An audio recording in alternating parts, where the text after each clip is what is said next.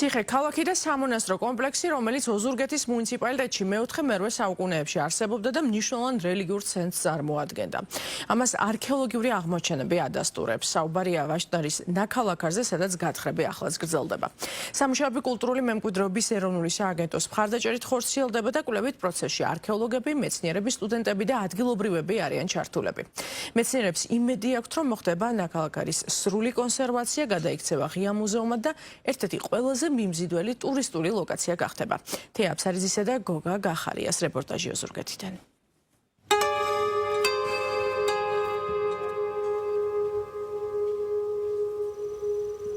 ჩვენ ახლა ვდგევართ ტაძარში თავარ შესასრულებთან.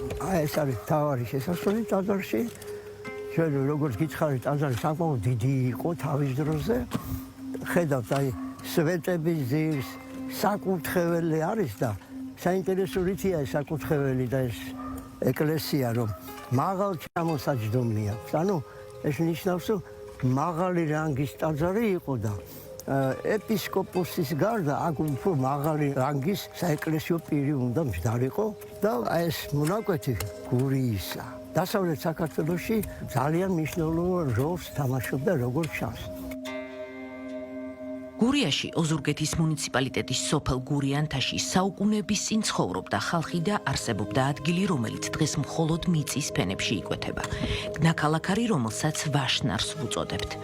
იქ ახლა არქეოლოგიური გათხრები მიმდინარეობს. სამუშაოები რამდენიმე სეზონია გრძელდება. 1959 წელს ვაშნარის ნაქალაქარის ტერიტორიაზე ჩაის ფაბრიკა და ფაბრიკის მუშათა საცხოვრებელი სახლები აშენდა. სწორედ ამ მშენებლობისას გამოჩნდა არქეოლოგიური ფენები. ამ ტერიტორიაზე სხვადასხვა დროს აღმოჩენილია უძველესი ბაზილიკის ნაშთები, საცხოვრებელი ნაგებობები და სამარხები, რაც ადასტურებს, რომ ეს ადგილი მნიშვნელოვანი რელიგიური და სავაჭრო ცენტრი იყო ადრეულ შუა საუკუნეებში. მეცნიერები ვარაუდობენ, რომ ქალაქი მე-4-მე საუკუნეებში არსებობდა. რითია ეს განსაკუთრებული? ერთი თავისი დროით, ეს არის მე-4-მე საუკუნის არაბების მიერ დანგრეული ქალაქი, მასთან ერთად პირველ რიგში ტაძარი, შემდეგ ეს მეორეა თავისი ზომა. ზომა დაახლოებით ბონისის სიონის ტაძრის ზომისაა. საკმაოდ დიდი ტაძარი გამოდის, სამნავიანი ტაძარი, თავისი გარშემოსასრულებით და რაც ამ კომპლექსს ძალიან დიდ სიმდიდრეს მატებს, ეს არის ეგრეთ წოდებული მარტირიუმი, მავზოლეუმის ტიპის ნაგებობის ნაშთები. არც საქართველოში მსგავსი ძეგლი არ არსებობს. თითოეული ქვა, თითოეული ფრაგმენტი ახალ ამბავს გვიყვება იმ ეპოქის შესახებ, როცა რწმენა და სამშენებლო კულტურა ერთად ვითარდებოდა. მკვლევართა ნაწილი ფიქრობს, რომ ვაშნარის განადგურება დაკავშირებულია მურვან-ყრუს ლაშქრობასთან მე-8 საუკუნეში, როცა სამხრეთ საქართველოს მრავალი ქალაქი მიწასთან გასწორდა.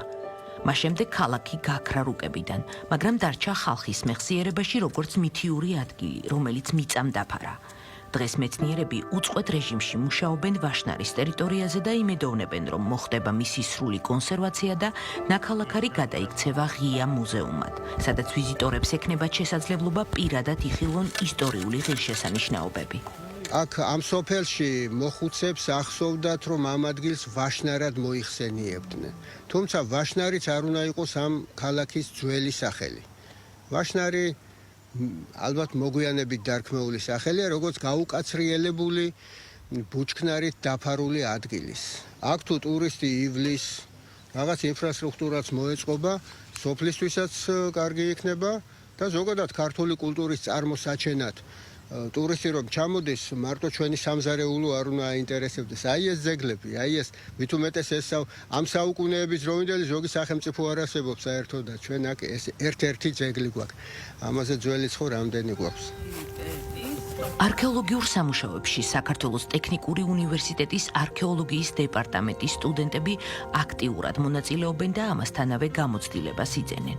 მათ მიაჩნიათ, რომ ეს არ არის მხოლოდ კვლევითი პროექტი, არამედ განათლების მიღების პრაქტიკული შესაძლებლობაა, რაც აძლიერებს პროფესიულ განვითარებას და ხელს უწყობს თეორიული ცოდნის გადატანას რეალურ სამუშაო გარემოში.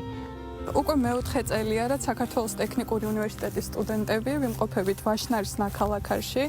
დაახლოებით 10 სტუდენტი ვართ და უკვე მერვე დღეა რაც აქ საქმიანობთ. ეს ძეგლი განსაკუთრებულად გვიყვარს, იმიტომ რომ დიდი სიწმინდის მატარებელი აქ აღევლინებოდა წირვალოცვა და მოკლედ ჩვენთვის ძალიან ძვირფასი და კარგი ძეგლი არის და მიხარია რომ მაშინ მონაწილეობის მიღება შემიძლია და მადლობელი ვარ ჩვენი ხელმძღვანელების და ამ შესაძლებლობის. ვაშნარში მიმდინარე არქეოლოგიური სამუშაოები კულტურული მემკვიდრეობის ეროვნული სააგენტოს მხარდაჭერით ხორციელდება. კვლევით პროცესში ჩართულნი არიან არქეოლოგები, მეცნიერები, სტუდენტები და ადგილობრივები. ისინი იმედოვნებენ, რომ ვაშნარი მალე გურიის ერთ-ერთ ყველაზე საინტერესო და მიმზიდველ ტურისტულ ლოკაციად იქცევა. ისტორიული ადგილია და ყველას გეხარია და საამაყო ადგილია ჩვენთვის და ქართველები გურულებისთვის მით უმეტეს.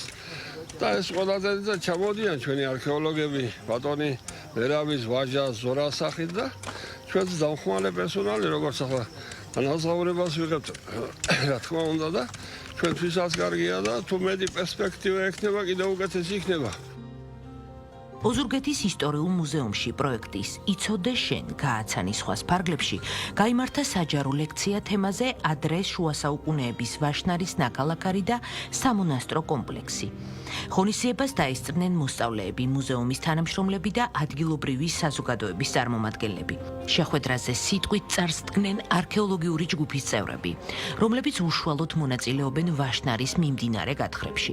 დამსწრე საზოგადოებას გააცნეს უახლესი კვლევების შედეგები, არქეოლოგიური აღმოჩენები და კვლევების ისტორიული თუ სამეცნიერო მნიშვნელობა. ჩატარდა პატარა პრეზენტაცია მოხსენებითი PowerPoint-ის სახით, სადაც დამსწრე საზოგადოებას აუხსენეთ ამ ძეგლის უნიკალური ძეგლის მნიშვნელობა, მისი სამომავლობედი, ადგილზე გავაცანით არქეოლოგიის მნიშვნელობა, უბრალოდ ძეგლის მნიშვნელობა, თუ რაოდენ ღირებულია ის არა მარტო ოზურგეთისთვის, არა მარტო გურიისთვის, ზოგადად საქართველოს ადრე შუა საუკუნეების ისტორიისთვის და იმედს გამოთქვამთ, რომ მათი დაინტერესება და ადგილზე ჩართულობა მომავალ წლებშიც გაგრძელდება.